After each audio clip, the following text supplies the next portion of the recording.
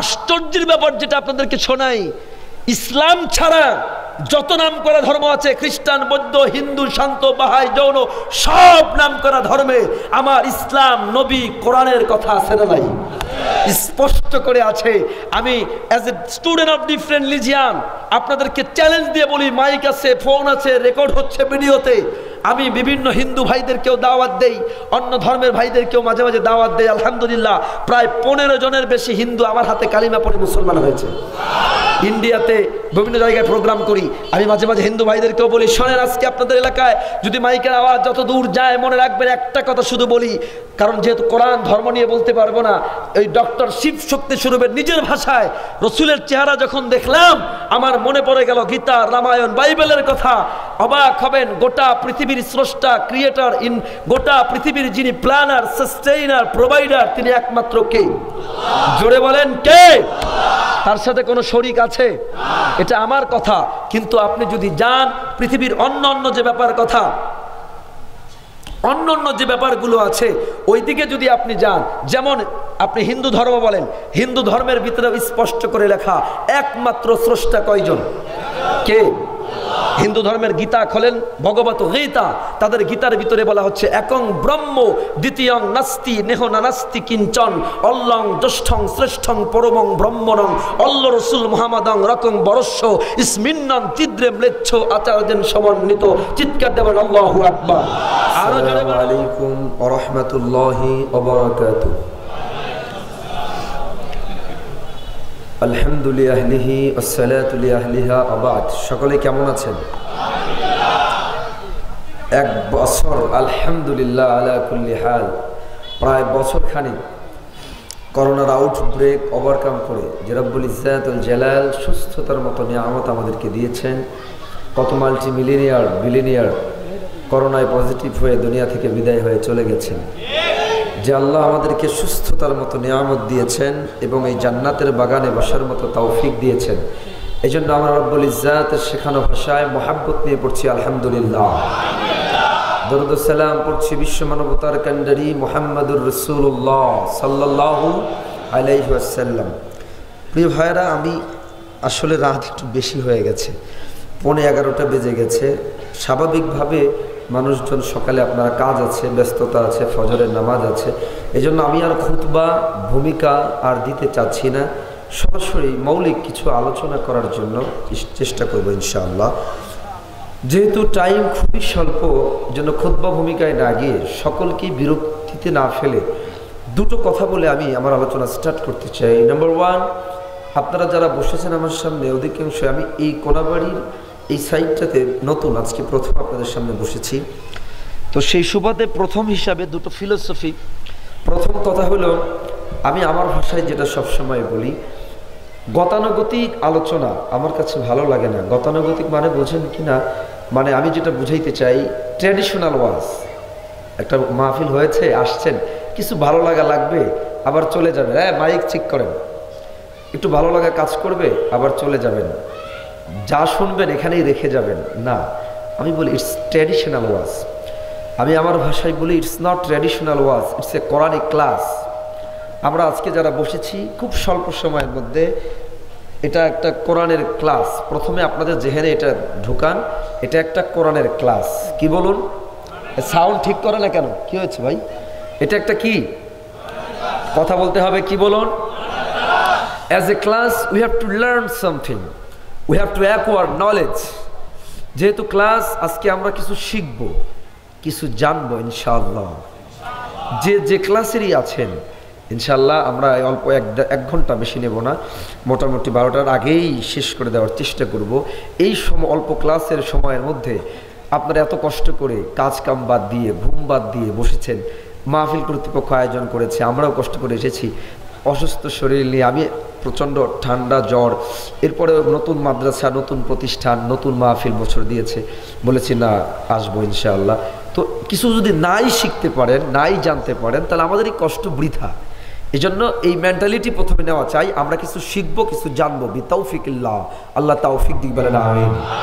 কেন শিখবেন, কেন জানবেন? We have to change our mentality, we have to change our activity, we have to change our society. আমরা শিখবো এই জন্য, জানবো এই জন্য, আমরা আমাদের চিন্তা চেতনা আমলে সমাজে কিছুটা পরিবর্তনের ছোঁয়া লাগাইতে চাই। আমলের নিয়তেই কিছু কথা বলতে চাই, এই নিয়তেই শোনা যাবে তো ইনশাআল্লাহ। আল্লাহ সকলকে কবুল করে নিক, বলেন আমিন। যেহেতু এটা তাহলে কি বলুন, কথা বলেন না কি? As a class there are some rules in the class. যেহেতু ক্লাস, কিছু ছোট ছোট নিয়ম কানুন থাকা দরকার আছে।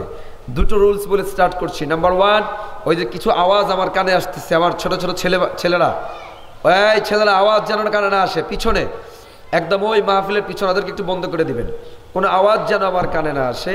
আর আপনারা যারা বসে গেছেন, ইনশাআল্লাহ আমি খুব বিরক্ত করে আপনাদেরকে আলোচনা করবো না। 12টার আগেই যেহেতু ক্লোজ করে দিব, কেউ আর ওঠাউঠি করে আমার মনোযোগে বিঘ্ন ঘটাবেন না। একজন উঠলে আপনাদেরকে আমার চোখ যাবে, আমার আলোচনায় বিঘ্ন ঘটবে। এই জন্য নন স্টপ আমি আলোচনা স্টার্ট করার পরে আর থামবো না, শেষ করার পর্যন্ত। এর মাঝখানে ওঠাউঠি করা যাবে না। রাজি আছেন তো ইনশাআল্লাহ? আল্লাহ সকলকে কবুল করে বলেন আমিন। Number 2, I want your response. আপনাদের একটু সাড়া চাই। আমি কথা বলতে একদম চুপচাপ পারি না, একটু আপনাদের সাড়া থাকলে, যদিও অসুস্থ, কথা বের করে দিবে আল্লাহ। এই জন্য আপনাদের কি আগ্রহের উপরে এটা ডিপেন্ড করে অনেক কিছু। এই জন্য আমার সাথে একটু কথা বলতে হবে, যাবে তো ইনশাআল্লাহ? কি বলেন, সবাই বলবেন তো ইনশাআল্লাহ? যারা দাঁড়িয়ে বসে সবাই মিলে, আমার ভূমিকা শেষ, সরাসরি আলোচনায় ঢুকতে চাই। আলোচনায় ঢোকার আগে দেখি কতটুকু কথা বলতে পারেন। আমরা রব্বুল ইজ্জাত আল জালালের শেখানো ভাষায় একটা তাকবীর দিয়ে আমরা আলোচনা স্টার্ট করতে চাই। জবান খুলে লিল্লাহে তাকবীর। অনেক মানুষ এখনো মুখ খোলেন নাই, ব্যাপার কি ভাই? আমাদের এই কথা বলার শক্তি, ক্যাপাসিটি, ক্যাপাবিলিটি, পাওয়ার, এনার্জি কে দিয়েছে? জোরে বলেন কে?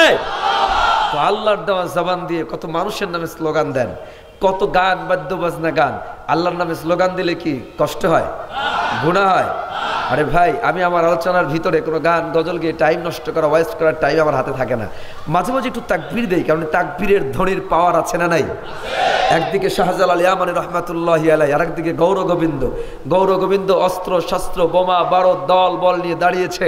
শাহজালাল ইয়ামানীর কিচ্ছু নাই, জায়নামাজ একটা বিছায়া আল্লাহু আকবার ধ্বনির আওয়াজ তুলেছে। আল্লাহু আকবার ধ্বনির আওয়াজের পরে গৌর গোবিন্দের তখ্ত তাজ সরখার হয়ে গেছে। আল্লাহু আকবার। এই জন্য আল্লাহু আকবার ধ্বনির পাওয়ার আছে না নাই?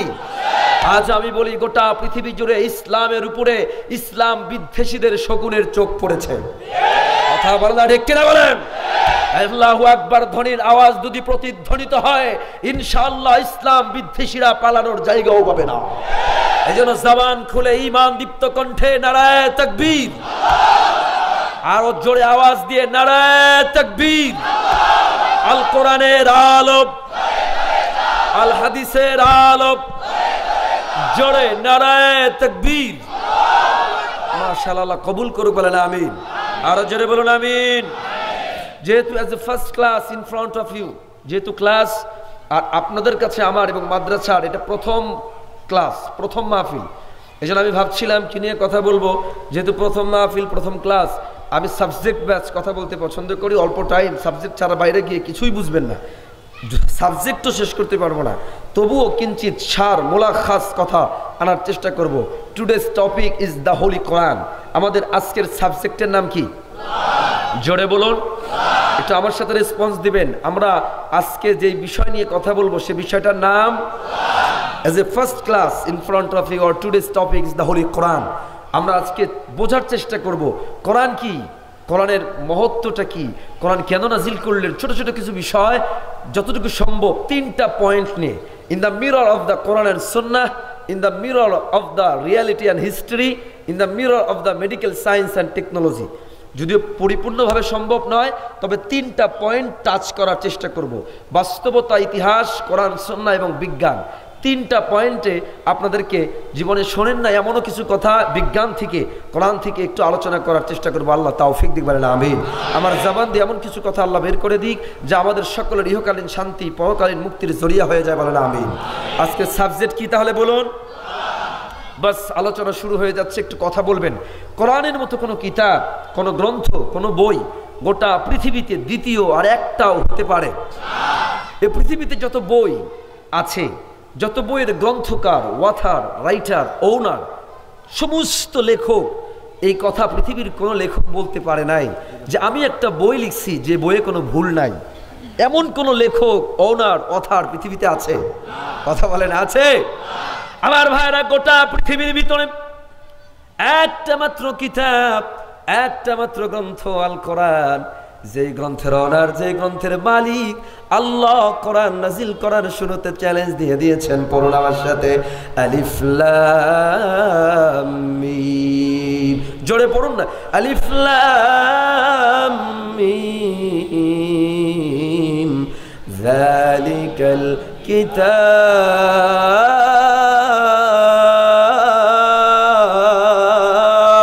আল্লাহু আকবার। আল্লাহ তাআলা বলেন, যালিকাল কিতাব লা রাইবা ফীহি। আল্লাহ বলে, এমন একটা কিতাব আমি দিলাম যার ভিতরে ভুল তো দূরের কথা, wherein there is no doubt। আল্লাহ বলে, ভুল তো দূরের কথা, ভুলের সন্দেহ মাত্র নাই। সুবহানাল্লাহ। The well known famous scientist of the whole world, গোটা পৃথিবীর অন্যতম পরিচিত একজন বিজ্ঞানী ডক্টর মরিস বুকাইলি। কি নাম? কথা বলবেন, কি নাম? পৃথিবীর অন্যতম প্রসিদ্ধ একজন বিজ্ঞানী। তিনি বলেন, আমি আল্লাহর কোরআন রিসার্চ করা স্টার্ট করেছিলাম, কোরআনে ভুল ধরবো। কি ধরবে? ভুল আছে? তিনি বলেন, নাহু, সরফ, গ্রামার সব শিখেছি, শিখে কোরআন স্টাডি করা স্টার্ট করলাম। গোটা কোরআন রিসার্চ করে স্টাডি করে দেখি ভুল তো দূরের কথা, বিন্দু পরিমাণ কোনো এলোমেলো পর্যন্ত নাই। তিনি বলেন, কোরআন পড়তে গিয়া, ভুল ধরতে গিয়া তিনি নিজেই কালিমা পড়ে মুসলমান হয়ে গেছেন। শুধু মুসলমান হয়েই ক্ষান্ত হয় না, একটা বই লিখেছে, নেটে সার্চ দিলে পাবেন, the Bible, the Quran and science. ওই গ্রন্থের ভূমিকায় ডক্টর মরিস বুকাইলি লেখে, the Quran is the holy book of Islam. The Quran was not written by anyone but sent by Allah to prophet Muhammad সাল্লাল্লাহু আলাইহি ওয়াসাল্লাম। Every word in this Quran has come from Allah. The only one true religious book is Quran. আল্লাহু আকবার। জোরে বলেন, আল্লাহু আকবার। আজকে আমি আপনাদেরকে স্বল্প পরিসরের সময়ের একটা ক্লাসে আপনাদের এমন কিছু ইনফরমেশন, মেসেজেস আপনাদের দেওয়ার চেষ্টা করব। আল্লাহ যদি তৌফিক দেয়, বুঝবেন ভালো করে, কোরআনের মতো পৃথিবীতে কোনো কিছু হতে পারে? জোরে বলেন না, হতে পারে? পৃথিবীতে আমি প্রায়ই বলি, পৃথিবীর কোন শক্তি আল্লাহর কোরআনের আওয়াজ স্তব্ধ করে দিতে পারবে না। কথা বলে না, ঠিক কিনা বলেন? বহু আবু জাহেল, উতবা, সাইবা বিদায় নিয়েছে। 1450 বছরে বহু চেষ্টা প্রচেষ্টা চলেছে আল্লাহর কোরআনের আওয়াজ স্তব্ধ করে দেওয়ার জন্য, কিন্তু কোন পড়া শক্তি আল্লাহর কোরআনের আওয়াজ স্তব্ধ করে দিতে পারে নাই, এখনো পারবে না, ভবিষ্যতেও পারবে না। কথা বলে না, ঠিক কিনা বলেন? অবাক হবেন যে আমেরিকা প্রতি বছরে lakh lakh million billion dollar ব্যয় করে। আশ্চর্যকর রিপোর্ট, গত বছরে দ্য ইউএসএ টুডে, আমেরিকার নাম করা পত্রিকা রিপোর্ট করছে, হোল আমেরিকায় প্রতি বছরে 1.5 লক্ষ কাফের কালিমা পড়ে মুসলমান হয়ে যায়। জাপান, আজ থেকে 20 বছর আগে জাপানের রাজধানী টোকিওতে মাত্র 4টা মসজিদ ছিল। 20 বছরে 200 মসজিদ জাপানের রাজধানীতে আল্লাহ প্রতিষ্ঠিত করে দিয়েছেন। ফ্রান্স, গত কয়েকশো বছর ধরে তালাবদ্ধ ছিল যে মসজিদগুলো, একসাথে প্রায় 200 মসজিদ রিওপেন করে দেওয়া হয়েছে। ফ্রান্স, যেটাকে গির্জার শহর বলা হতো, দেশ বলা হতো, 173টা মসজিদ 20 বছরে চার্চগুলো কিনে কিনে মসজিদে রূপান্তরিত করা হয়েছে। মনে রাখবেন, কোরআন কার? জোরে বলেন, কার? কোরআনের আওয়াজ স্তব্ধ করার ক্ষমতা পৃথিবীর কারণে। কোরআন যখন নাজিল হওয়া শুরু হয়েছে, কেবলমাত্র কোরআন নাজিল, the only one true religious book is কোরআন। গোটা পৃথিবীর ভিতরে সত্য কোনো কিতাব থাকলে কি? কোরআন। কি? জোরে বলেন, কি? এখন এই কথা যখন আমি বলে ফেলছি, হিন্দু, খ্রিস্টান, বৌদ্ধ সবাই তো চোখ বড় বড় করে ফেলছে। এত বড় কথা আমাকে খ্রিস্টান ভাই ডাক দিয়ে ফেলছে, হাউ ডু ইউ সে, তুমি কি করে বলতে পারো the only one true religion is Islam, the only one true religious book is কোরআন। আমি বললাম, I have so much evidence, তুমি আমাকে বলো, আসো আমি তোমাকে উত্তর দেই। খ্রিস্টান ভাইকে আমি ডাক দিয়ে বললাম, ভাই আপনাদের ধর্মীয় কিতাবের নাম কি? বলে বাইবেল। কি নাম? বাইবেলের মূল কিতাবটার নাম হলো ইনজিল। বাইবেলের মূল কিতাবের নাম কি? ইনজিল। আমি খ্রিস্টান ভাইকে বললাম, গোটা পৃথিবীতে খ্রিস্টান আছে 300 কোটি, প্রায় কয়শো কোটি? 300 কোটি। আমি খ্রিস্টান ভাইকে ডাক দিয়ে বললাম, আমি আপনাকে এখন চ্যালেঞ্জ দিচ্ছি, গোটা পৃথিবীর 300 কোটি খ্রিস্টান একত্রিত হয়ে আপনাদের ইনজিল বাইবেল যেই ভাষায় নাজিল হয়েছে ওই ভাষার মূল একটা কপি যদি আমাকে দেখাইতে পারেন, আমি মুফতি রফিকুল ইসলাম সিরাজি 20 লাখ টাকা পুরস্কার দেব। এবার আর কোনো কথা নাই, আপনারা অবাক হয়ে যাবেন। গোটা পৃথিবীর সমস্ত খ্রিস্টানরা মিলে যেই ভাষায় যেইভাবে ইনজিল নাজিল হয়েছিল মূল কপি দেখাইতে পারবে? কথা বলে না পারবে? কিতাব দেখানো তো দূরের কথা, আশ্চর্য ব্যাপার কি ইনজিল যেই ভাষায় নাজিল হয়েছিল এখন সেই ভাষা আজকে গোটা পৃথিবীতে তার অস্তিত্ব নাই। আমি ইহুদিকে ডাক দিয়ে বলছিলাম, ইহুদি ভাই আপনার কিতাবের নাম হলো তাওরাত, কি নাম? যেই ভাষায় নাজিল হয়েছিল একটা কপি দেখান, কথা নাই।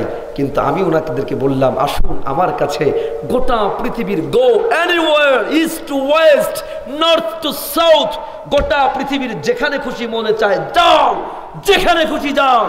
গোটা পৃথিবীর ভিতরে আমার কোরআন 1450 বছর আগে যেইভাবে, যেই অক্ষরে, যেই জবরে, যেই জেরে, যেই নোক্তায় নাজিল হয়েছে, আজ 1500 বছর পরে একটা অক্ষরে পরিবর্তন হয় নাই। হুবহু একটা কপি নয়, কোটি কোটি কপি আমি আপনাকে দেখাইতে পারবো। সুতরাং কোরআনের মতো, ইসলামের মতো সত্য কিছু হতে পারে না।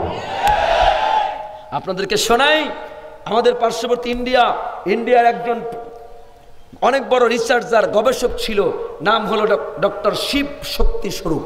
কি নাম? উনি অনেকগুলো ভাষা নিয়ে ডক্টরেট করেছেন। উনি একবার চিন্তা করলেন আমি তো বহু কিছু নিয়ে পড়াশোনা করেছি, I want to study different religion এবং ডিফারেন্ট রিলিজিয়াস বুক, বিভিন্ন ধর্ম এবং ধর্মগুলো নিয়ে একটু পড়াশোনা করা দরকার। এই চিন্তা করে তিনি স্টার্ট করলেন 100 বছর আগের হিন্দু ধর্মের একটা গীতা তিনি কালেক্ট করলেন, আর বর্তমানের একটা গীতা মিলাইয়া দেখে 100 বছর আগের গীতার সাথে বর্তমান গীতার কোনো মিল, কথা বলে না কোনো মিল।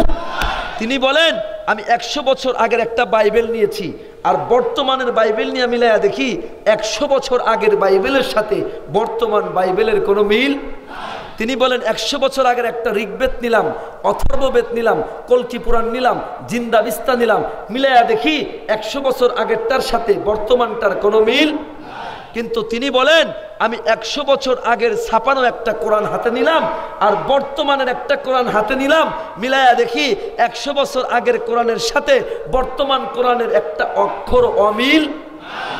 আমি এবার বুঝলাম the only one true religious book is Quran। গোটা পৃথিবীর ভিতরে সত্য কোনো কিতাব থাকলে জোরে বলেন। তিনি বলেন আমাকে আরো রিসার্চ করা দরকার। এই জন্য আমি চিন্তা করলাম রিসার্চ করা দরকার, কি করা যায়। তিনি বলেন আমি একটা কোরআনের কপি হাতে নিলাম, নিয়া চলে গেলাম রাশিয়ায়।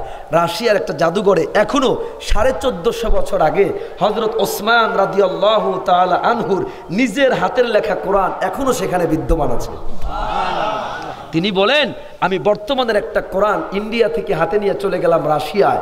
আমার ভাইরা, তিনি বলেন রাশিয়ার ওই জাদুঘরে বসে গভর্নমেন্ট থেকে পারমিশন নিয়ে একদিন নয়, 2 দিন নয়, গোটা 3টা মাস আমি বর্তমানের কোরআনের সাথে আর 1450 বছর আগের কোরআনকে মিলানো শুরু করলাম। গোটা কোরআন সূরা ফাতিহা থেকে শুরু করে সূরা নাস পর্যন্ত মিলায়া আমি অবাক হয়ে দেখলাম আশ্চর্য ব্যাপার, বর্তমান কোরআনের সাথে আর 1450 বছর আগের কোরআনের একটা সূরা তো দূরের কথা, একটা আয়াত তো দূরের কথা, একটা নোক্তারও কোথাও কোনো এলোমেলো না।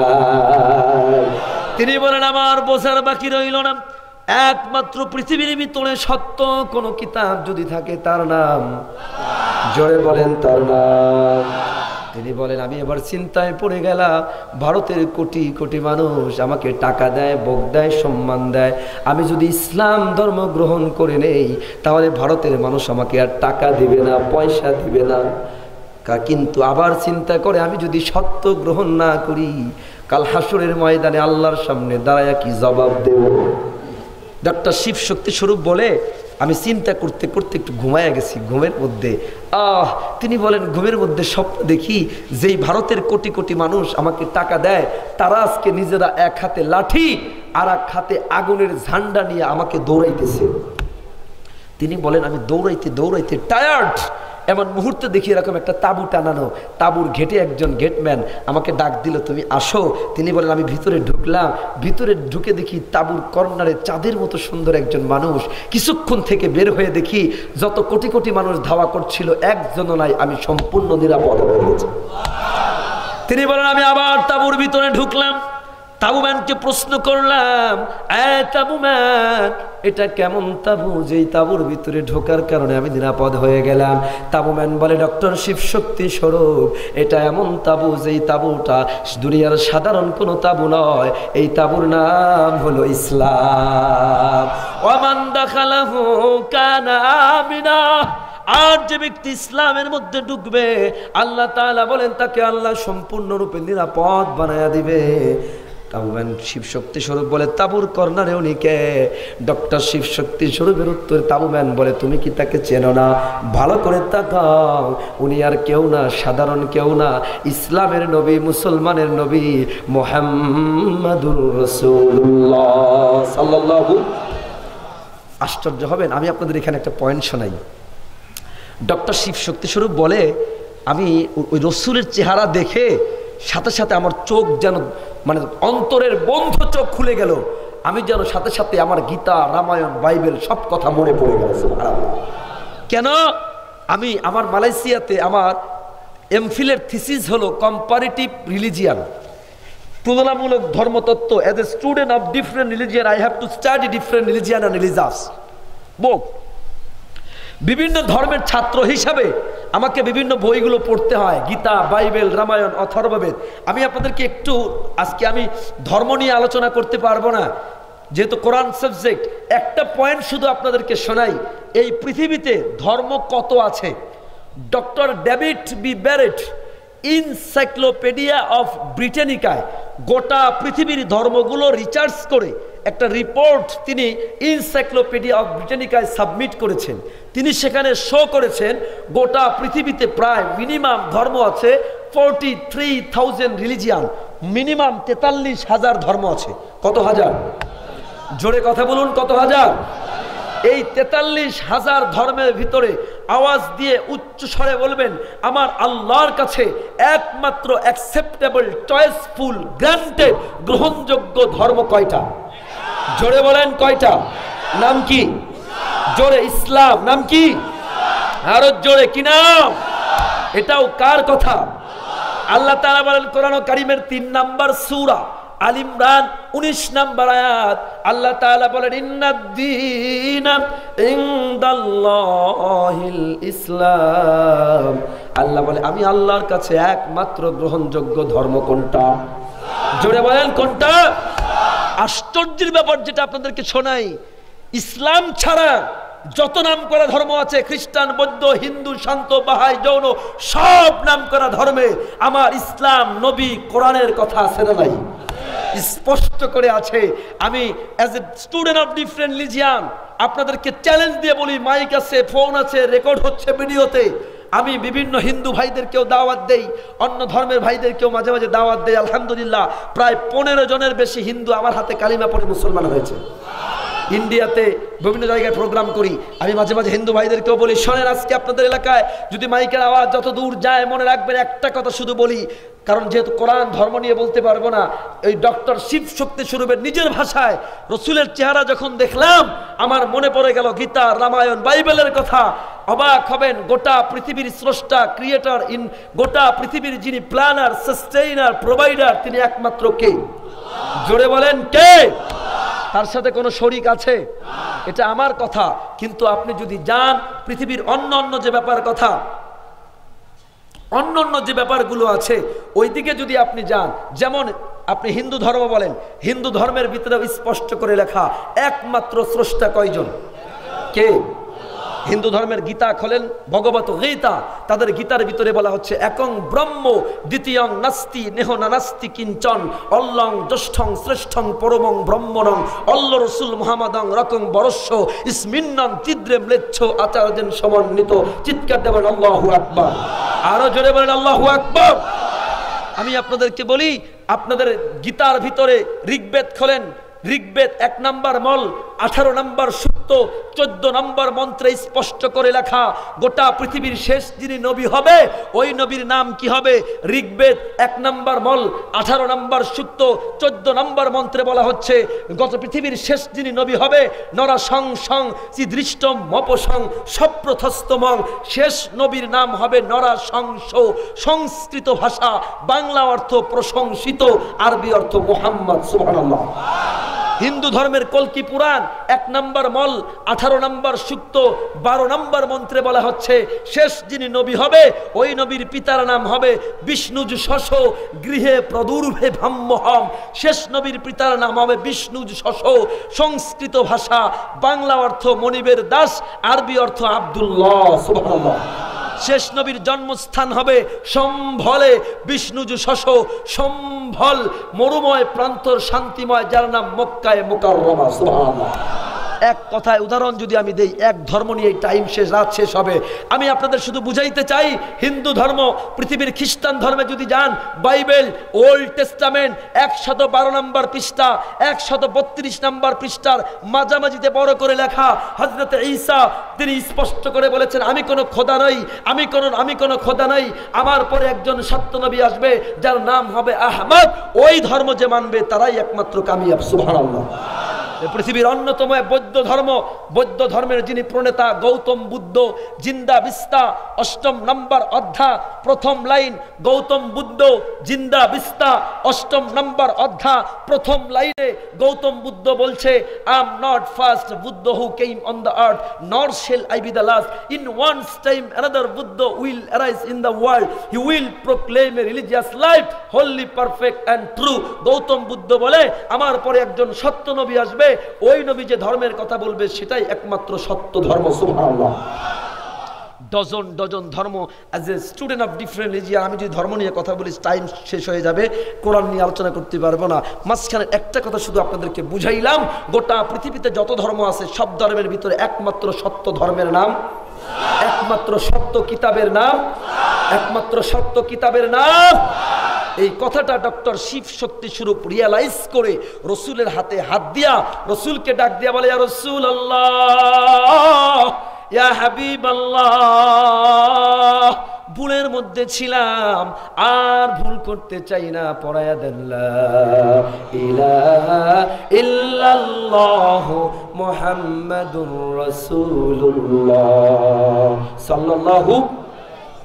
তিনি ইসলাম ধর্ম গ্রহণ করে ভারতে আসছেন রাশিয়া থেকে। ভারত এসে ভারতের পত্রিকায় বড় করে লিখে দিয়েছে, I researched Bible, I research Gita, Ramayana, Atharvaveda, Rigveda, Bible, the only one true religious book is Quran, the only one divine book that has remained unchanged, the difference between Quran and past revealed book, the Quran is the only one divine book that has remained unchanged. আল্লাহু আকবার। So I accepted Islam. Doctor Shiv Shakti Swarup প্রচার করে দিলেন, আমি Bible Gita research করে পেয়েছি একমাত্র সত্য কিতাব কোরআন, তাই আমি কালিমা পড়ে মুসলমান হয়ে গেছি। উনি যখন এই কথার ঘোষণা দিলেন, ভারত সরকার খেপে গেল। ভারত সরকার খেপে এবার তার বাড়ি, গাড়ি, টাকা পয়সা, এমনকি তার নাগরিকত্ব বাতিল করে দেওয়া হলো। আপনারা যারা প্রবীণ পুরাতন বয়স্ক মানুষ তারা তাকে চিনতেও পারেন। উনার নাগরিকত্ব যখন বাতিল করে দেওয়া হলো, উনি বাংলাদেশে আসলেন। 1980 সালে বাংলাদেশে ঢুকছেন। উনার পরবর্তী নাম ডক্টর ইসলামুল হক খান। কি নাম বলুন? ডক্টর ইসলামুল হক খান। সর্বপ্রথম তিনি শুক্রবারের দিন বাংলাদেশে এসে জুমার নামাজ আদায় করলেন তিনি বাইতুল মুকাররমে।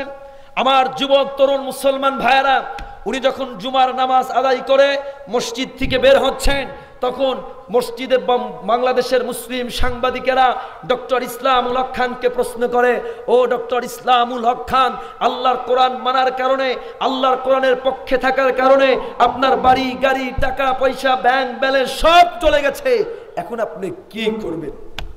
উনি একটা উত্তর দিয়েছিলেন, আমিও চাই আপনাদের থেকে উত্তর।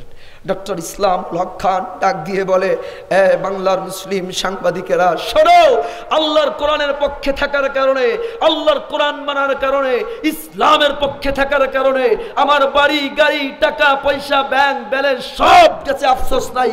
আল্লাহর কোরআনের পক্ষে থাকার কারণে আমাকে যদি বাইতুল মুকাররমের ঘেটে বসে মুসলমানের জুতা কালি করতে হয়, জুতা কালি করতে রাজি আছি, আল্লাহর কোরআন ছাড়তে রাজি নাই।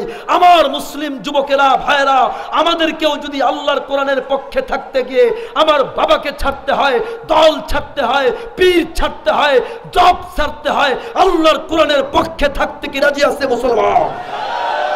দুটো হাত উঁচু করে বলেন আল্লাহ, চিৎকার দিয়ে ডাক দেন না আল্লাহ। আমাদের হাতগুলো কোরআনের জন্য কবুল করে নেন, বলেন আমিন। আরো জোরে বলেন আমিন। নামান আমি আপনাদেরকে আজকে বলে যাই, আমার মাই ডিয়ার ইয়ঙ্গার ব্রাদার্স, হয়তো আপনারা, আমি জানি আজকে আমি আলোচনা শেষ করতে পারবো না, তবে আমি আপনাদেরকে দুটো কথা বলতে চাই। আজকে হাজার হাজার লাখ লাখ মাহফিল হচ্ছে, আমি বড় হৃদয়ের ব্যথা নিয়ে বলি, কিন্তু কি লাভটা হচ্ছে আমাকে বলেন? মাহফিল তো হয়, কিন্তু আমরা আমাদের ইসলাম আল্লাহর কোরআনটাকে প্র্যাকটিক্যালি ফিট করতে চাই না। হাজী সাহেব প্রতি বছর হজ করে, প্রথমবার হজ করে আসছে, টিভি ছিল 18 ইঞ্চি, দ্বিতীয়বার হজ করে টিভি হয়ে গেছে 32 ইঞ্চি, তৃতীয়বার হজ করে এসে টিভি হয়ে গেছে 46 ইঞ্চি। কথা বলে না? আবার ঠিক কিনা বলেন? মসজিদের সভাপতি, আবার ঘুষের আসরে সে হলো সেক্রেটারি, মসজিদের সেক্রেটারি আবার গাজার আসরে সে হলো সভাপতি। কথা বলে না? ঠিক কিনা বলেন? কিন্তু কেন? বিশেষ করে যুবকদেরকে বলি, শোনেন, আমার এক ফ্রেন্ড জার্মানে গেছে গত বছরের মাঝামাঝিতে জার্মান গিয়েছে। আমার ওই বন্ধুর আর এক বন্ধু হলো ইহুদি। ওই ইহুদি বন্ধু তাকে নিয়ে একবার একটা কনফারেন্স হল রুমে গিয়েছে। আশ্চর্য ব্যাপার, আমার ওই বন্ধু আমাকে শোনায়, আমি যখন ওই বিশাল হল রুমে ঢুকলাম, আমি একটু অবাক হয়ে গেলাম। ওই হল রুমে ঢুকে দেখি শত শত মানুষ কোরআন শরীফ রিসার্চ করছে, বুখারী শরীফ রিসার্চ করছে, তাফসীরগুলো রিসার্চ করছে। আমি আমার ফ্রেন্ডকে প্রশ্ন করলাম, আর দে মুসলিম? তারা কি মুসলমান? ইহুদি বন্ধু বলে, নো, দে আর নট মুসলিম, তারা একজনও মুসলমান নয়। আমি একটু আশ্চর্য হয়ে গেলাম, why they are researching the Quran? আমি প্রশ্ন করলাম, why they are researching the Bukhari? মুসলমান নয়, কোরআন কেন পড়ছে, বুখারী কেন পড়ছে? ওরা ওই ইহুদি বন্ধু উত্তর দিতে চায় নাই। অনেক জোরাজুরি করার পরে বলে, বন্ধু শোনো, এরকম একটা নয়, হাজার হাজার রিসার্চ সেন্টার আছে। ইহুদিরা, খ্রিস্টানরা, ইসলাম বিদ্বেষী শক্তিরা আল্লাহর কোরআনটাকে পড়ে হাদিসগুলো রিসার্চ করে, তারা কোরআন হাদিস রিসার্চ করে ফাইন্ড আউট করে আল্লাহর কোরআন, আল্লাহর নবী মুসলমান যুবকদেরকে, যুবতীদেরকে, তরুণদেরকে, তরুণীদেরকে কোন কোন জিনিস নিষেধ করেছে, কোন কোন কাজ হারাম করেছে, ওই হারাম কাজগুলো তারা ফাইন্ড আউট করে, খুঁজে খুঁজে বের করে মুসলমান সমাজের ভিতরে, মুসলিম দেশগুলোর ভিতরে, মুসলিম যুবকদের ভিতরে, যুবতীদের ভিতরে, তরুণদের ভিতরে, তরুণীদের ভিতরে ওই হারাম কাজগুলো মডার্নের নামে, আপডেটের নামে, সায়েন্সের নামে, আধুনিকতার নামে, ফ্যাশনের নামে, ডিজাইনের নামে মুসলমান দেশগুলোতে ঢুকায়া মুসলমান যুবক যুবতী, নারী পুরুষ সবাইকে বেঈমান করে মুসলিম গোষ্ঠীকে ধ্বংসের ষড়যন্ত্র চলছে। যার বাস্তবতা আমি আপনাদের ওয়াজ লাগবে না, নিজেদের দিকে একটু তাকাইলেই বুঝতে পারবেন। এত মাহফিল হয়, কিন্তু আমি আমার নিজের কথা বলি। আমার গ্রাম, ছোট্টবেলায় আমি মানুষ হয়েছি সিরাজগঞ্জ জেলায়, আমার ঢং ডিস্ট্রিক্ট সিরাজগঞ্জ, যদিও ছোট্টবেলা থেকেই ঢাকাতেই সেটেল, বাড়িঘর এখানে, কিন্তু মাঝে মাঝে গিয়েছি। ছোটবেলায় আমার মনে আছে, এখনো আমি আপনাদের এলাকায় হয়তো ছিল, আমি দেখেছি ছোটবেলায় আমার মা বোনেরা, মুরব্বীরা ফজরের নামাজের পরে প্রত্যেকটা গ্রাম থেকে কোরআন তেলাওয়াতের আওয়াজ গ্রামগুলো থেকে ভেসে আসতো না? এখন আসে? এখন দেখবেন ফজরের পরে গ্রামগুলো, টাউন শহর সব জায়গায় যেন কবরস্থান, কোথাও কোরআনের আওয়াজ নেই। কিন্তু রাত 12টায় হাঁটেন, এখনো যদি হাঁটেন, প্রত্যেকটা ঘর থেকে ই বাংলা, জি বাংলা, স্টার জলসার আওয়াজ ভেসে আসে। কথা বলে না? ঠিক কিনা বলেন?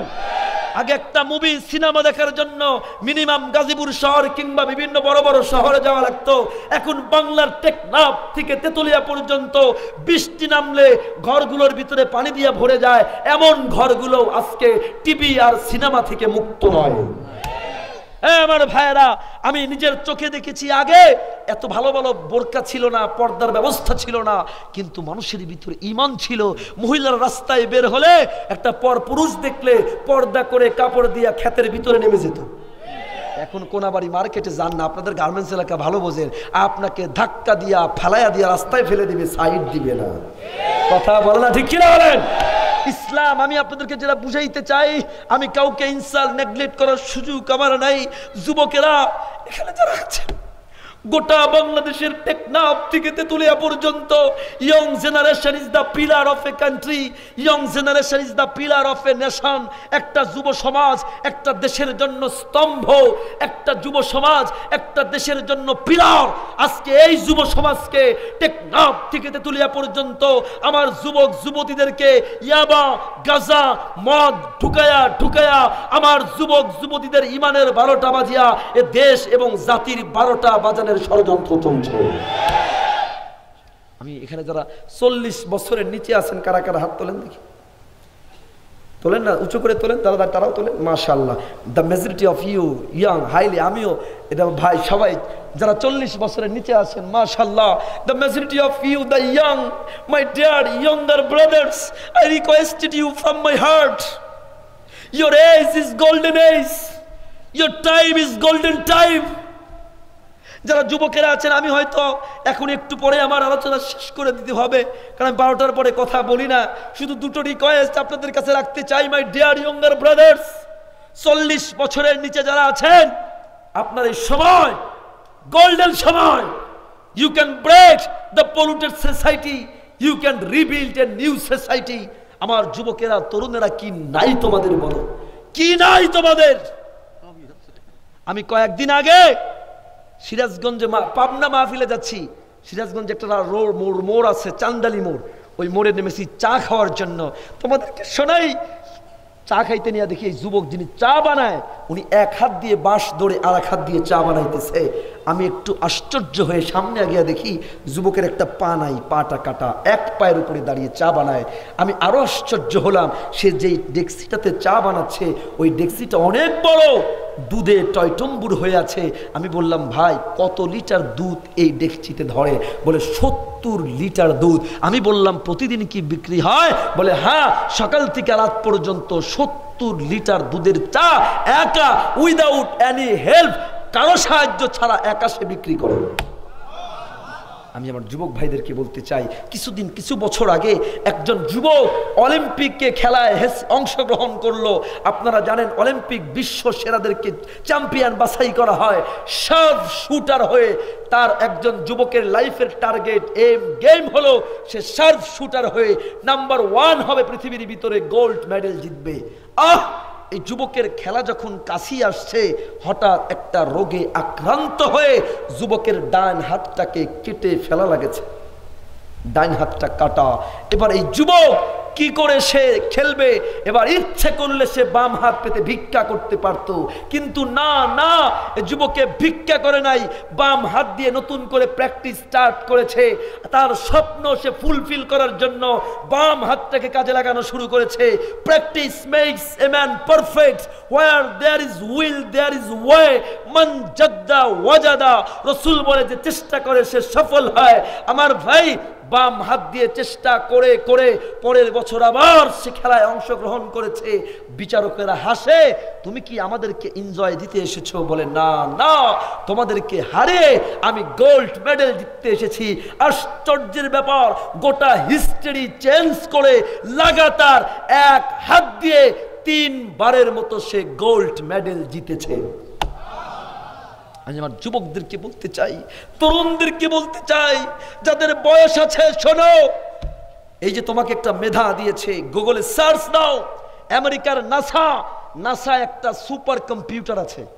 ওই সুপার কম্পিউটারের ওজন 12.5 টন। ছোট না বড়? একটু বড় না অনেক বড়?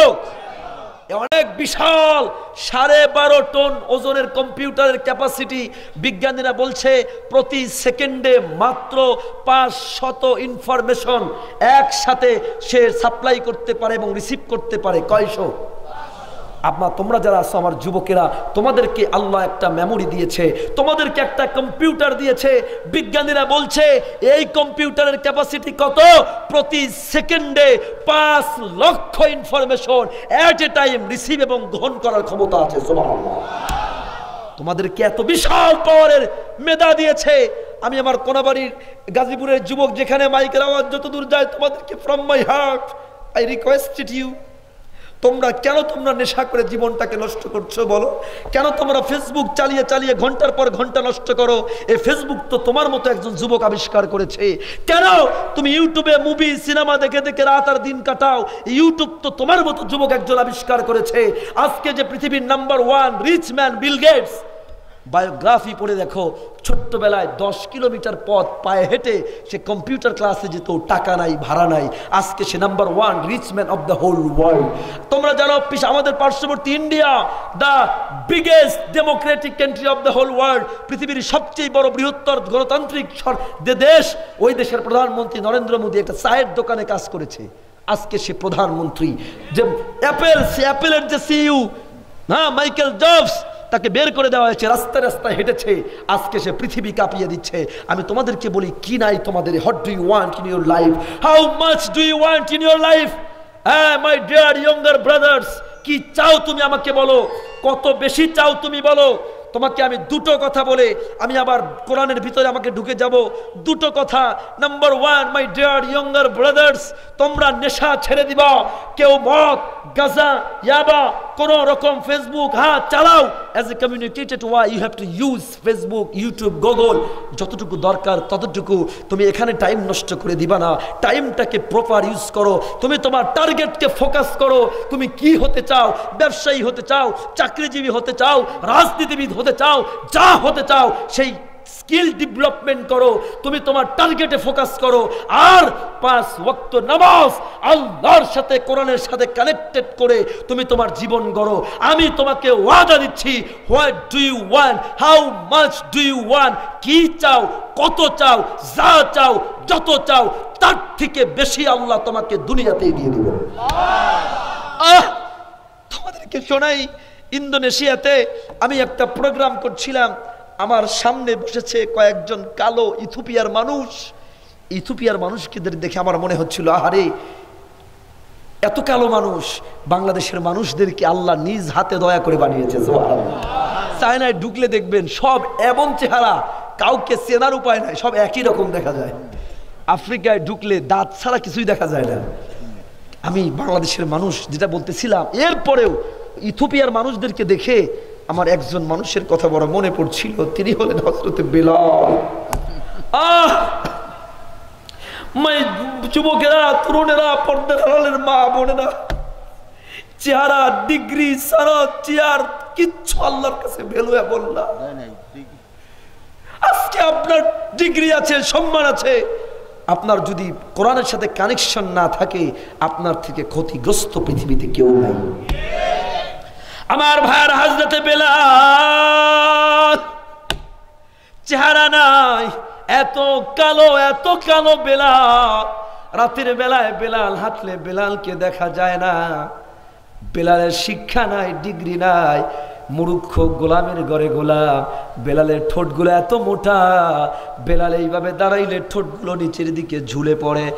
দাঁতগুলো এত বড়, বেলালের দাঁতগুলো ঠোঁটের উপর দিয়ে বের হয়ে যায়। এই বেলালের চিন্তা করে দেখেন কি সম্মান আল্লাহ তাআলা দিয়েছে। বিশ্বনবী বলেন, কাল হাসরের ময়দানে সব নবীরা যখন ইয়া নাফসি ইয়া নাফসি বলতে থাকবে, ওই সময় আমার আল্লাহ কাউকে ডাক দিবে না, আমার আল্লাহ ডাক দিবে আইনা বেলাল। আল্লাহু আকবার। আল্লাহ তাআলা ডাক দিবে আইনা বেলাল, আযিন লানাল ইয়াউমা ইয়া বেলাল। হে বেলাল, আজকে তুমি একটা আযান এই বিশ্ববাসীকে শোনায়া দাও। আল্লাহ রাসূল বলেন, আমি জান্নাতের ভিতরে হাঁটি, আমার পাশে কার যেন পায়ের জুতার আওয়াজ শোনা যায়।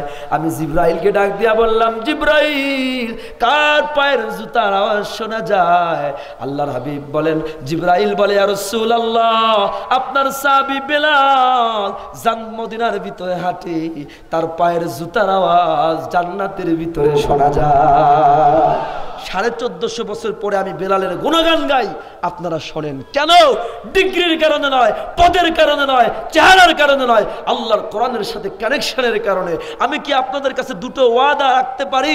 1 নম্বর ওয়াদা, আমার যুবকের আজকের পরে কোনো নেশায় হাত লাগাবেন না, টাইম নষ্ট করবেন না, নিজের লাইফকে করবেন, নামাজ পড়বেন, নামাজ ছাড়বেন না। এই ওয়াদা কি নেওয়া যাবে যুবকেরা? দুটো হাত উঁচু করে বলেন না আল্লাহ, আরো জোরে বলেন আল্লাহ। আমাদেরকে কবুল করে নেন, বলেন আমিন। 5 ওয়াক্ত নামাজ পড়ার তৌফিক দেন, বলেন আমিন। আমি হয়তো আপনাদের কষ্ট হচ্ছে মনে হয় না? কষ্ট হলেও না হলেও 12টার উপরে যেহেতু যাব না ভাবছিলাম, আমি মাঝখানে আমি তৃতীয় point, in the mirror of the medical science, যে কথাগুলো হয়তো বহু বয়ান শুনছেন, জীবনেও শোনেন নাই, আপনাদেরকে কয়েক মিনিটে এই কথাটা আমি শেয়ার করে শেষ করবো। কি ওটা কি হয়েছে? ওটা কি পেশাব আসছে নাকি? ও আচ্ছা, যুবকদের পেশাব আসলে তো হবে না, বুড়ো মানুষ গেলে ঠিক আছে। আমি যেদিন বলতেছিলাম, আজকে বুড়াদের থেকে যুবকরা বেশি ঢিলা হয়ে গেছে, কারণ বুড়া বয়সের মেশিন ছিল জাপানি, আমাদের যুবকদের এখন মেশিন চাইনিজ। ওই যে মোবাইলের ভিতরে এমবি ভরে, নেটে ওয়াইফাই, খারাপ কিছু দেখতে দেখতে সব মেশিন তার শেষ হয়ে যেতেছে। আল্লাহ যুবকদেরকে হেফাজত করবো।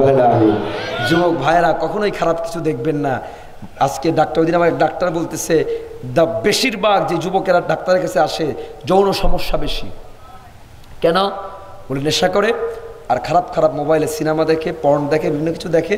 ওগুলো দেখলে শরীরের ভিতর থেকে এক প্রকার হরমোন অটো গলে যাবে। অটো হরমোনগুলো যদি গলে, অটো সেক্সুয়ালি উইক হবে। He will be upset, he will be frustrated, he will be disappointed. Auto তার সমস্ত হরমোনগুলো শেষ হয়ে আস্তে আস্তে তার যৌন ক্ষমতা কমে যাবে, বিয়ে করলে বউ থাকবে না। আল্লাহ যুবকদেরকে হেফাজত করে, বলেন আমিন। আল্লাহ জোরে বলেন আমিন। আমার যুবক ভাইরা যারা এখানে আছেন, আমি বিজ্ঞান নিয়ে একটু ঢুকে কয়েকটা কথা বলবো তো ইনশাআল্লাহ। আচ্ছা, যদি বলি তার আগে যদি আমি আপনাদের থেকে 3-4টা মিনিট চায়া নেই, ওঠাউটি করবেন? আচ্ছা, এবার যদি একটা লোক ওঠে, আমি মুসাফির, দোয়া করলে কবুল হয়, বদ দোয়াও কিন্তু কাজে লাগবে, লাগবে না? আমি 2-3টা মিনিট বেশি নিব না, কারণ আমি বিজ্ঞান নিয়ে এমন কিছু কথা আপনাদের শোনাবো যা হয়তো জীবনেও শোনেন নাই, আশা করি ইনশাআল্লাহ। কারণ আমি এগুলো নিয়ে হিউজ স্টাডি করি মালয়েশিয়াতে, এবং আমার বাসায়ও বিশাল লাইব্রেরি আছে। আপনাদেরকে আজব কিছু কথা শোনাই, তার আগে ভুলে যাব আমি 2-3টা মিনিট, 4টা মিনিট। এই মাদ্রাসা, নতুন একটা মাদ্রাসা, মার্কাজুত তাকওয়া, ওনাদের এই এত বিশাল একটা আয়োজন করেছে। অর্থনৈতিকভাবে একটু সংকট, আমি আপনাদের কাছে একটু, আমি কখনো কালেকশন করি না, বাইকে বলছি, কিন্তু মাদ্রাসা একটু সংকট। কয়েকটা মিনিট ইচ্ছে করে, দ্রুত করে কয়েকটা হাত একটু দাঁড়ায় বললেন, হুজুর আমি 1000 টাকা দিব, আমি 5000, আমি 2500, কোনো ফোর্স নাই। I can't force you, Allah never forces anyone, লা ইউকাল্লিফুল্লাহু নাফসান ইল্লা উসআহা। ওই যে মাশাআল্লাহ, হাত তুলবেন একটু দ্রুত করে, 500, 1000, 2000, যে যা পারেন একটু দিবেন। ওই এক ভাই আগে হাত তুলছে, কি নাম ভাইয়ের? আব্দুল জলিল। কি না, কত? 1000।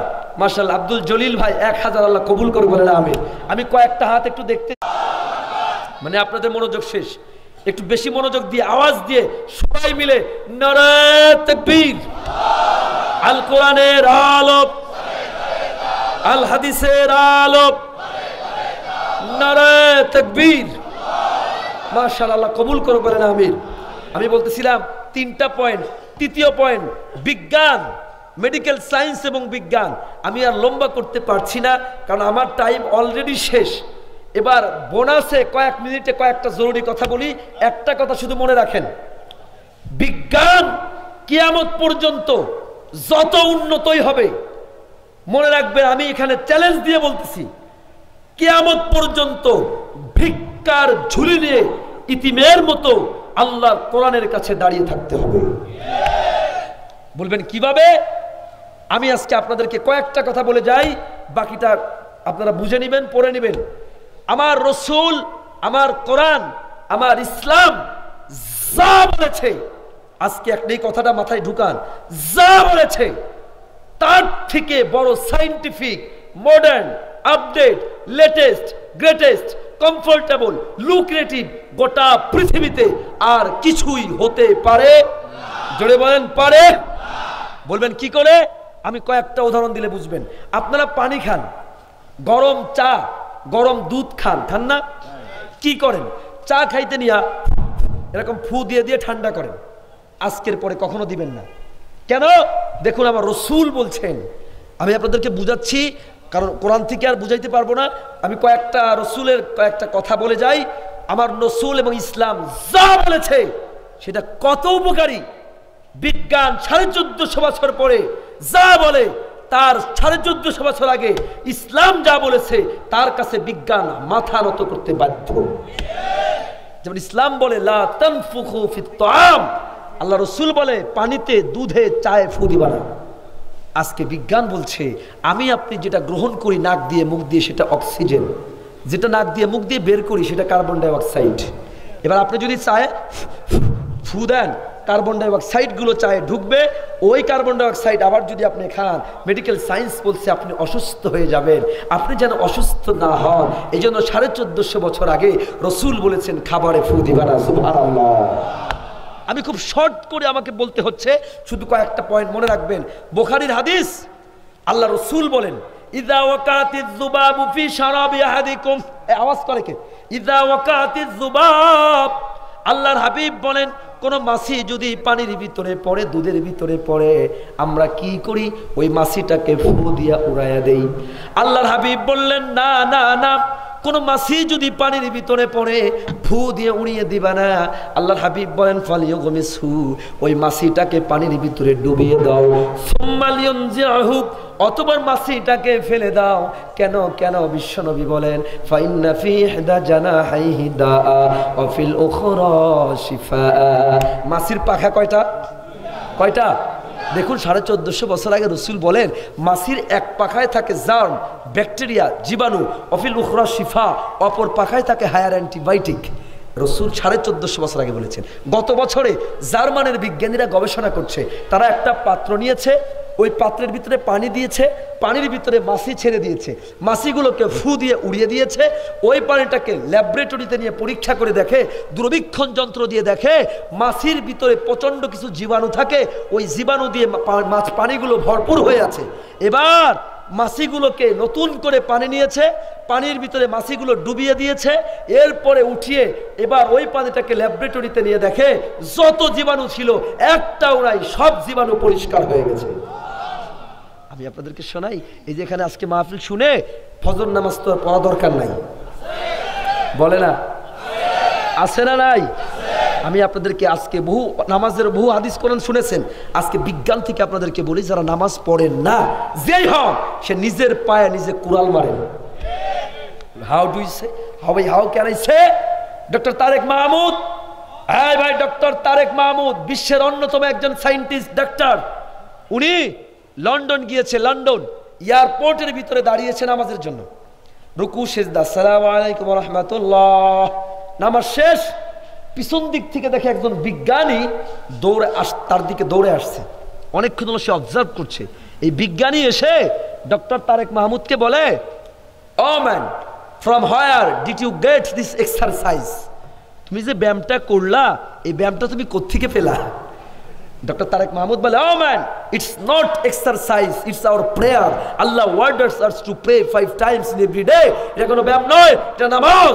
আমার আল্লাহ প্রতিদিন 5 বার নামাজের আদেশ করেছে। ওই বিজ্ঞানী এই কথা শোনার সাথে সাথে একটা মুহূর্ত দেরি করে নাই, কালিমা পড়ে মুসলমান হয়ে গেছে। আশ্চর্য ব্যাপার। ডক্টর তারেক মাহমুদ বলে, why did you accept the Islam to listen here? মিয়া, তুমি এই কথা শুনে মুসলমান কেন হয়ে গেলা? ওই বিজ্ঞানী বলে, এমনি এমনি না, শোনো, ফ্রম 30 ইয়ার্স, 30 বছর ধরে আমি গবেষণা করছি। 30 বছর গবেষণা করে আমার ল্যাবরেটরিতে লক্ষ লক্ষ ডলার ব্যয় করে ফর হিউম্যান বিং, মানুষের জন্য একটা ব্যায়াম আমি আবিষ্কার করেছি। লক্ষ ডলার ব্যয় করে, 30 বছর ব্যয় করে আমি যেই ব্যায়াম বানিয়েছি, আমার ব্যায়ামের থেকে তুমি তোমার ভাষায় যে নামাজ পড়লা, ওই নামাজ কোটি গুণে উত্তম। সুবহানাল্লাহ। আমার মন বলে যে ইসলাম এত সুন্দর ব্যায়াম দিতে পারে, ওই ইসলাম মিথ্যা হতে পারে না। এই জন্য আমি কালিমা পড়ে মুসলমান হয়ে গেছি। আপনাদেরকে শোনাই, নামাজ এমন একটা ইবাদত, আমি আজকে আই কান্ট এক্সপ্রেস প্রপারলি, পূর্ণাঙ্গ বুঝাইতে পারবো না। শুধু এতটুকু মনে রাখেন, কেউ যদি 5 ওয়াক্ত নামাজ পড়ে, মেডিকেল সায়েন্স বলছে 13টা বড় বড় রোগ থেকে আল্লাহ হেফাজত করে দিবে। আপনারা ওযু করেন না? নামাজের আগে ওযুর বিধান আল্লাহ দিয়েছে, প্রত্যেকটা পয়েন্টে সায়েন্টিফিক এত উপকার। এই যে দেখবেন নাকের ভিতরে পশম আছে না নাই, আল্লাহ পশম এমনি দেয় নাই, মেডিকেল সায়েন্স বলছে বাতাসের সাথে ভেসে আসে জীবাণু, এই জীবাণুগুলো মানুষের নাক দিয়ে ঢোকে বাতাসের সাথে। প্রতিদিন প্রায় 4 গ্যালন আর্দ্র পদার্থ নাক তৈরি করে বাতাস নিয়ে নিয়ে। এই যে বাতাসের সাথে জীবাণুগুলো ঢোকে, নাকের ভিতরে যদি পশম না থাকতো, ওই জীবাণু ধুলা বালিগুলো ঢুকে আপনার ফুসফুসে অ্যাটাক করে ফুসফুসটাকে ড্যামেজ করে দিত। আমার আল্লাহ নাকের ভিতরে পশম দিয়েছে, বিজ্ঞান বলছে ওই পশমগুলোকে আল্লাহ অটো কম্পিউটারাইজড করে দিয়েছে। যখনই জীবাণু ঢোকে, ওই পশমগুলো জীবাণুগুলোকে কম্পিউটারের মতো আটকে ধরে। এবার ফজর থেকে নিয়ে রাত পর্যন্ত সারাদিন আপনার নাকের পশমে জীবাণু লাগতেই যদি থাকে, ওভারলোড হয়ে ফুসফুস নষ্ট হবে। এই জন্য ফজর থেকে নিয়ে জোহর পর্যন্ত যত জীবাণু নাকের পশমে লেগেছে, জোহরের আগে আল্লাহ ওযুর ব্যবস্থা করে দিলেন।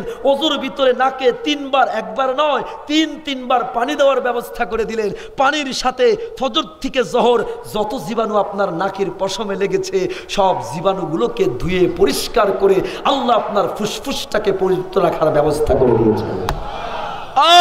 আপনি তো সেজদা দেন, জানেন বিজ্ঞান বলছে মানুষ যদি সুস্থ থাকতে চায়, তাহলে ওই মানুষটাকে প্রতিদিন কমপক্ষে তার মাথাটাকে মাটিতে ঠেকায়া নিচের দিকে করে রাখতে হবে। কেন? আমাদের হার্ট, মেডিকেল সায়েন্স বলছে মানুষের হার্ট প্রতিদিন মিনিমাম 4000 লিটার রক্ত সার্কুলেট করে, পাম্পিং করে। আমাদের হার্ট রক্তগুলো যে সার্কুলেট করে, পাম্পিং করে, কোনো একটা মোটর সে উপরের দিকে তার পানি উঠাইতে কষ্ট হয়, উপর যত বেশি হয় উঠাইতে কষ্ট হয়। আমাদের হার্ট আমাদের নিচের অংশে ব্লাড সার্কুলেট করতে তার জন্য সহজ হয়, কিন্তু উপরে একটু কষ্ট হয়। যেন বিজ্ঞান বলছে আমাদের brain as a important organ, সবচেয়ে গুরুত্বপূর্ণ পার্ট আমাদের ব্রেন। এই ব্রেন যেহেতু সবসময় উপরে থাকে, হাঁটলেও উপরে, দাঁড়াইলেও উপরে, শুইলেও তো উপরেই থাকে, হার্ট আপনার ব্রেনে ভালো করে সার্কুলেট করতে পারে না ব্লাড। এই জন্য বিজ্ঞান বলছে মানুষ যদি ব্রেন স্ট্রোক থেকে বাঁচতে চায়, তার ব্রেনটাকে অলওয়েজ কুল রাখতে চায়, তাহলে ব্লাডের আপনার ব্রেনের প্রত্যেকটা নার্ভে, প্রত্যেকটা কোষে কোষে অধিক ব্লাড পৌঁছাইতে হবে। আর অধিক ব্লাড পৌঁছাইতে দিনে কয়েকবার আপনার মাথাটাকে জমিনে ঠেকাইতে হবে, নিচু করতে হবে। আল্লাহু আকবার বলেন, আল্লাহু আকবার। নামাজ, নামাজ এমন একটা ইবাদত, প্রতি রাকাতে আপনি 2টো করে সেজদা দিচ্ছেন। আপনি যখন সেজদায় মাথাটাকে জমিনের উপরে রাখেন, ওই মাথা যখন জমিনের উপরে থাকে, ওই সময়টাতে আপনার হার্ট, আপনার ব্রেনের প্রত্যেকটা সেলে সেলে অন্য সব সময়ের তুলনায় অধিক ব্লাড সার্কুলেট করে, যার কারণে বিজ্ঞান বলছে নামাজি ব্যক্তির কখনো ব্রেন স্ট্রোক হবে না, মেজাজ খিটখিটে হবে না, আল্লাহ অনেক রোগ থেকে হেফাজত করে দিবেন। আমি হয়তো বুঝাইতে পারবো না আপনাদের সব নামাজের প্রত্যেকটা পরতে পরতে। আমি এটা বলার গেলে 2 ঘন্টা সময় দরকার। অলরেডি 12টা 10 বেজে গেছে। আজকের পরে আর ফজর থেকে নামাজ ছাড়বেন না, ওয়াদা।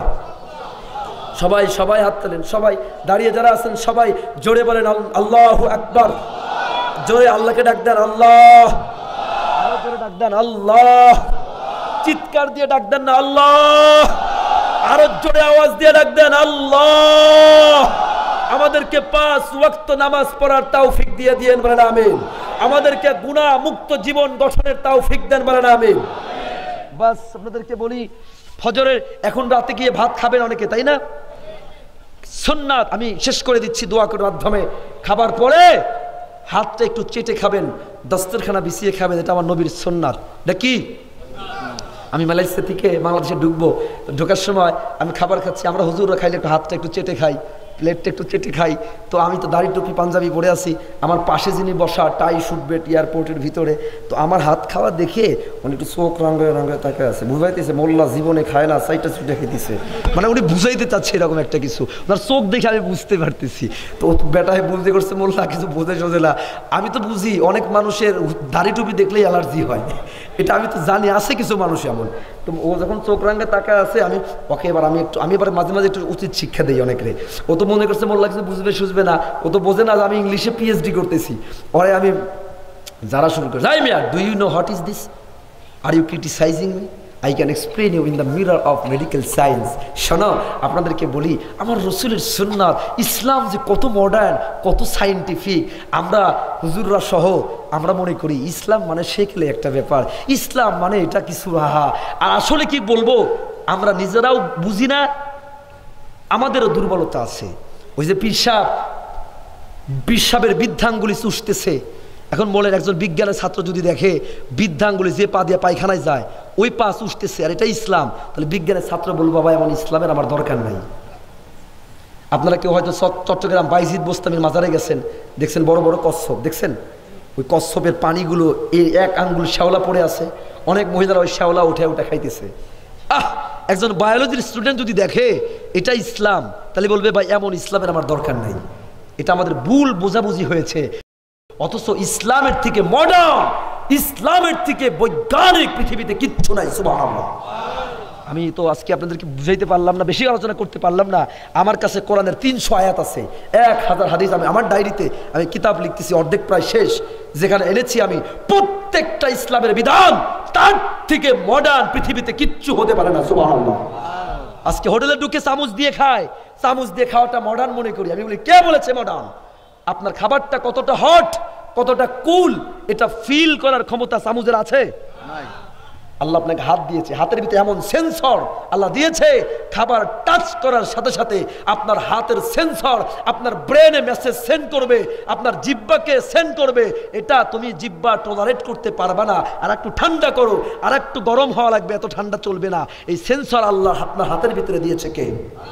এবার আসুন, আপনি চামচ দিয়ে খাবেন কোনো লাভ নাই, আপনি হাত দিয়ে খাচ্ছেন। বিজ্ঞান বলছে আজকে রাতেই পরীক্ষা করবেন, খাবার খাওয়ার পরে হাতটা জিহ্বায় চাটা দিবেন, দেখবেন জিহ্বা দিয়ে এক প্রকার একটা রস বের হবে। মেডিকেল সায়েন্সের ভাষায় ওই রসটাকে বলা হয় প্লাজমা, রক্তরস। বিজ্ঞান বলছে আমাদের খাবারগুলো হজম করার জন্য পৃথিবীতে আমাদের ডাইজেস্টিভ নার্ভ, ডাইজেস্টিভ সিস্টেম, হজম প্রক্রিয়ার জন্য গোটা পৃথিবীতে যত ঔষধ আছে, ওই যে মুখের লালা, ওই লালার থেকে পাওয়ারফুল কোন ঔষধ পৃথিবীতে আর নাই। বাস, আমি আর আসলে বলতে পারছি না, রাত 12টার পরে বলি না, তারপরেও 15 মিনিট হয়ে গেছে। আমি এইভাবে বলতে থাকলে রাত শেষ হয়ে যাবে, মার্কাল আলোচনা শেষ হবে না। Quran is the sea of knowledge. না, আর বলবো না, আর রেখে দেন আজকে না। আল্লাহ যদি কোনোদিন হায়াত দেয়, তৌফিক দেয়, দোয়া করবেন। আমি দোয়া করি আপনাদের জন্য। কি বুঝলেন আজকে আলোচনা, কি নিয়ে বাসায় যাবেন? দুটো কথা বলে শেষ করছি। বাসায় যাবেন, প্রথম আমি কোরআনের আজমত, কোরআনের কাছে আসার কথা বলেছি। সবার কাছে একটা ওয়াদা কি নেওয়া যাবে আজকের পরে যারা কোরআনটা শিখতে পারেন না? As a Muslim, my dear younger brothers, you can read, you can use Facebook, email, Gmail, Google, YouTube, you can use everything, many things, but you can't read the Holy Quran. As a Muslim, you have to feel shame. যুবক ভাই, তুমি এত কিছু পারো, কোরআনটা দেখে দেখে পড়তে পারো না, লজ্জা হওয়া উচিত। আজকে একটা ওয়াদা কি নেওয়া যাবে, আজকের পর থেকে সপ্তাহে একদিনও যদি হয় কোনো হুজুরের কাছে, আলেমের কাছে, ছাত্রের কাছে কোরআনটা দেখে দেখে শুদ্ধ করে পড়ার চেষ্টা করবেন। ওয়াদা, মুহাব্বত নিয়ে বলেন আল্লাহ, জোরে বলুন না আল্লাহ, আমাদেরকে কবুল করে নিন, বলেন আমিন। বাস, 2 নাম্বার কথা, এই যে সুন্নাত এবং বিজ্ঞান, আমার মাইকের আওয়াজ যতদূর যাচ্ছে সবাইকে বলি, আপনাদেরকে বুঝাই, আপনার আজকের পর থেকে ইসলামটাকে মেনে নিজের জীবনটাকে গড়েন। আজকে ঢাকা শহরের মানুষ আমরা 3 বেলা ভাত খাই, 5 বেলা ওষুধ খাই, কিচ্ছু লাগবে না। ডায়াবেটিস থেকে শুরু করে প্রেশার, গ্যাস্ট্রিক, আলসার সব দূর হবে ইসলামটাকে সুন্নত পরিপূর্ণভাবে মানেন। আপনি আমরা গ্যাস্ট্রিক বাইটাও যদি গ্যাস্ট্রিকের ওষুধ খাওয়ান ভালো হবে না। আপনি রাতের বেলায় ভাত খাবেন রাত 12টায়, খাওয়ার পরে ঘুমায়া যাবেন, আধা ঘন্টার মধ্যে খাবারগুলো পেটে জমে থাকবে, আপনি ওখান থেকে পচন হবে। গ্যাস্ট্রিক, আলসার ওষুধের বাইটা খাইলেও আপনি সুস্থ হবেন না। সুন্নত মানেন। আল্লাহর হাবিব লেট নাইটে খাবার খেতেন না, আর্লি খাবার খেতেন। এশারের পরে রসুল অনেক রাত লেট করে জাগতেন না, শেষ রাতে জেগে যাইতেন, শেষ রাতে হাঁটাহুটা করতেন, জেগে তেলাওয়াত করতেন। ওই সময় আপনি পরিশ্রম করতেন। আপনি শুরু করে দেন, আগে তাড়াতাড়ি ঘুমিয়ে যাবেন, আগে ভাগে উঠে যাবেন, সকালের বাতাস গায়ে লাগাবেন, বহু রোগ থেকে আল্লাহ আপনাকে অটো সুস্থ করে দেবেন। ইসলাম সুন্নত প্র্যাকটিস করেন, ইসলাম ঘরে ঢুকান, সব অশান্তি দূর করে শান্তি দিয়ে আল্লাহ ঘর সমাজ পরিপূর্ণ করে দেবেন। আমার যুবকেরা, আমি শেষ করে দিচ্ছি একটা ছোট্ট, অনেক অব্যক্ত কথা রেখে, অনেক কথা হয়তো বলতে পারলাম না। If you want to ask any question about Islam and holy Quran and science, যে কোনো ব্যাপারে যদি মনে হয় কিছু জানা দরকার, কোশ্চেন থাকে, আমি সব সময় বলি, আমি আলোচনার পরে একটা ছোট্ট প্রশ্ন উত্তরে অ্যান্সার রাখি। আজকে সময় অভাবের কারণে আর পারছি না। আপনাদের যদি কোনো প্রশ্ন থাকে, মোবাইলে ফেসবুকে একটা নেটে সার্চ দিলেই দেখবেন আমার নাম, হাজার হাজার বয়ান পাবেন, বিশেষ করে পেজ পাবেন মুফতি রফিকুল ইসলাম সিরাজি ইংলিশে, ফেসবুকে পেজ এবং ID Rafiqul Islam Siraji. You can ask any question about Islam. My dear younger brothers, I request you, মন থেকে বলি, be loyal, be honest, be active, মেহনতি হয়ে যান, সময় নষ্ট করেন না, নামাজ পড়েন, নেশা ছাড়েন। ইঞ্জিনিয়ার হতে চান, আল্লাহ এমন ইঞ্জিনিয়ার বানাবেন পৃথিবী তাক লেগে যাবে। ব্যবসায়ী হতে চান, এমন ব্যবসায়ী হয়ে যাবেন আল্লাহ পৃথিবী তাক লেগে যাবে। আপনি কাজ, টাইম নষ্ট করা বন্ধ করেন, নেশা বন্ধ করেন, আড্ডাবাজি বন্ধ করেন। 2 মিনিট পেয়েছেন, 2 মিনিট জিকে দরুদ পড়েন, ব্যবসায় লাগান। আধা ঘন্টা পেয়েছেন, কাজে লাগান। 1 ঘন্টা পেয়েছেন, পড়েন। যা আসান তার থেকে বেশি আল্লাহ দুনিয়াতেই দিয়ে দিবে। আর নামাজ কোরআন অনুযায়ী জীবন গড়েন, দুনিয়া তো শেষ হয়েই যাবে, হইতে দেরি, আল্লাহ বলে জান্নাত দিতে দেরি করবেন না। মুহাব্বত নিয়ে দরুদ শরীফ পড়েন। আল্লাহুম্মা সাল্লি আলা মুহাম্মদ ওয়া আলা আলি মুহাম্মদ কামা সাল্লাইতা আলা ইব্রাহিম ওয়া আলা আলি ইব্রাহিম ইন্নাকা হামিদুম মাজিদ। আল্লাহুম্মা বারিক আলা মুহাম্মদ ওয়া আলা আলি মুহাম্মদ কামা বারাকতা আলা ইব্রাহিম ওয়া আলা আলি ইব্রাহিম। মাদ্রাসার জন্য দোয়া করবেন। যারা আমাদের কাউন্সিলর সাহেব সহ যারা সভাপতি, সবাইকে আমি একটু অনুরোধ করবো, মাদ্রাসা এলাকার অনেক মাদ্রাসা আছেন, আপনারা একটু ওনাদেরকে নিয়ে এক নজর রাখবেন। অনেকেই যদিও প্রোপাগান্ডা চালায় অনেক কিছু ব্যাপারে, মাদ্রাসা মানে এই সেই আবি যাবি, অনেকে অনেক কিছু বলে। আমি সবসময় বলি, আমি যেহেতু আপনাদেরকে কাউন্সিলর সাহেব সহ সবাইকে সামনে রেখেই বলছি, আমি মাদ্রাসা ছাত্র, আমি কওমি মাদ্রাসা থেকে দাওরা, তাফসির, মুফতি পড়েছি। পাশাপাশি আমার অন্য লাইনেও যেহেতু পড়াশোনা, আলিয়া মাদ্রাসায় আমি দাখিল দিয়েছি, ঢাকা কলেজ থেকে ইন্টার দিয়েছি, চট্টগ্রাম ইউনিভার্সিটি থেকে অনার্স করেছি, মাস্টার্স করেছি, এখন আমি মালয়েশিয়াতে ডক্টরেট করছি। বাংলাদেশের সমস্ত ইনস্টিটিউশনে আমার পড়াশোনা আছে। সেই সুবাদে আমি জোর গলায় বলতে পারি একটা কথা আপনাদেরকে, আমাদের এই কওমি মাদ্রাসাগুলোতে যে পড়াশোনা হয়, বিশ্বাস করেন আর না করেন, একটা মক্তবের ছাত্র 1 বছরে যত ঘন্টা পড়াশোনায় ব্যয় করে, আমাদের ইউনিভার্সিটিগুলোতে 5 বছরে অনার্স মাস্টার্সেও এত সময় ব্যয় করে না। এটা আমি চ্যালেঞ্জ দিয়ে বলি আপনাদেরকে। কেন? আমি যেহেতু একটা সুনামধন্য ইউনিভার্সিটির অনার্স করেছি, মাস্টার্স করেছি, ইংলিশে আমি ডিপ্লোমা করেছি, আমি সমস্ত প্রতিষ্ঠানের খবর জানি। এই জন্য আপনাদেরকে বলি, কওমি মাদ্রাসাগুলো যদি না থাকে, ছাত্ররা ভালো কিছু হতে পারবে না, সমাজের অবনয় হবে, বিশেষ করে মরালিটি, হিউম্যানিটির অবক্ষয় ঘটবে। এই জন্য এলাকার যারা অর্থশালী, যারা রাজনৈতিক ব্যক্তিবর্গ আছেন, তারা একটু মাদ্রাসাগুলোর প্রতি সৎ নজর রাখবেন, মহাব্বত করবেন। এলাকার যারা মানুষ আছেন, মাদ্রাসাগুলোকে মহাব্বত করবেন। আপনার ছেলে মেয়েগুলোকে মাদ্রাসার কোরআনের হাফেজ বানাবেন, তাদেরকে হাফেজা বানাবেন। তারপরে ডাক্তার মন চাইলে, ইঞ্জিনিয়ার, বিসিএস ক্যাডার, যা মন চাই বানায়েন, সমস্যা নাই। মাদ্রাসায় পড়েও ডাক্তার হতে পারে। বর্তমান পৃথিবীর অন্যতম প্রেসিডেন্ট রজব এরদোগান, তুরস্কের president, the most powerful president of the Muslim countries of the whole world, Recep Erdogan কোরআনের হাফেজ। নেটে সার্চ দিয়েন, the recitation of the holy Quran, Recep Erdogan, কি চমৎকার তেলাওয়াত। আগে সাবেক মুরসি, মিশরের প্রেসিডেন্ট, কোরআনের হাফেজ। বাংলাদেশের বহু বড় বড় আর্মি ডাক্তার, কোরআনের হাফেজ, আমার পরিচিত আছে, বহু বড় বড়। কোরআনের হাফেজ হয়েও হওয়া যায় আপনার ছেলেকে, কিন্তু কোরআনের হাফেজ হয়ে যদি ডাক্তার হয়, অবৈধ অস্ত্র পাচার করবে না। কোরআনের হাফেজ হয়ে ইঞ্জিনিয়ার হলে রডের পরিবর্তে বাঁশ দিয়া বিল্ডিং আর কালভার্ট বানাবে না।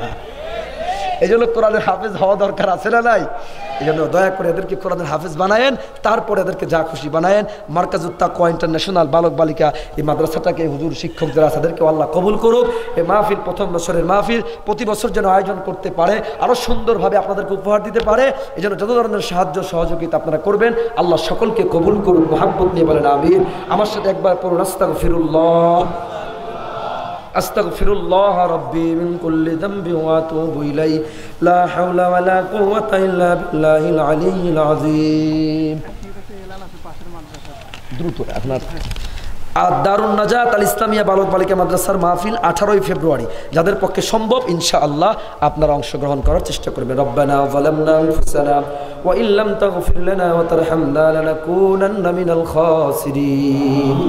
রব্বুল আলামিন, গভীর রাত্রি হয়ে গেছে আল্লাহ, রাত 12টা প্রায় পার হয়ে 12:30 বেজে গেছে আল্লাহ। ঘুম বাদ দিয়া শীত উপেক্ষা করে আপনার বান্দারা বান্দিরা আল্লাহ কোরআনের আলোচনা শোনার জন্য আল্লাহ কোরআনের প্যান্ডেলে বসে আল্লাহ দীর্ঘক্ষণ যাবত আলোচনা শুনতেছে, বলতেছে।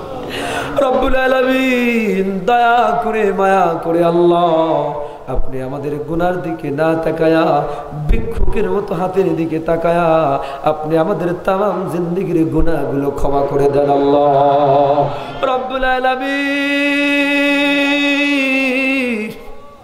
আল্লাহ, দুনিয়ার ভিক্ষুকেরা এক দরবারে যায়, না পাইলে আর এক দরবারে যায়, এক দোকানে যায়, না পাইলে আর এক দোকানে যায়। আল্লাহ, আমরা এমন ভিক্ষুকের ভিক্ষুক, আপনি যদি না দেন দেওয়ার মতো আর কোনো ইলাহ নাই। আল্লাহ, আপনি যদি ক্ষমা না করেন আল্লাহ আর কোনো ইলাহ নাই আমাদের। আল্লাহ, আয় আল্লাহ, দয়া করি আল্লাহ, ভিক্ষা চাই, আমাদেরকে ক্ষমা করে দেন আল্লাহ, আমাদের গুনাহগুলো মাফ করে দেন আল্লাহ রব্বুল আলামিন। দুটো হাত তুলে ভিক্ষা চাই আল্লাহ। আমরা যারা হাত তুলেছি অনেকের বাবা নাই, মা নাই আল্লাহ, কবরের ভিতর থেকে কাঙ্গালের মতো তাকায় আছে আমাদের দিকে আল্লাহ। যাদের মা নাই বাবা নাই আল্লাহ, আজকের মাহফিল থেকে ভিক্ষা চাই আল্লাহ, তাদের কবরগুলো জান্নাতের বাগান বানায়া দেন আল্লাহ। রব্বির হামহুমা কামা রাব্বায়ানি সগীরা, রব্বির হামহুমা কামা রাব্বায়ানি সগীরা। আল্লাহ, যে ভাইরা পর্দার আড়ালের মা বোনরা হাত তুলেছে সকলের দোয়াগুলো কবুল করে নাও আল্লাহ। মাদ্রাসাটাকে কবুল করে নাও, মাদ্রাসার পরিচালক শিক্ষক ছাত্র সকলকে কবুল করে নাও।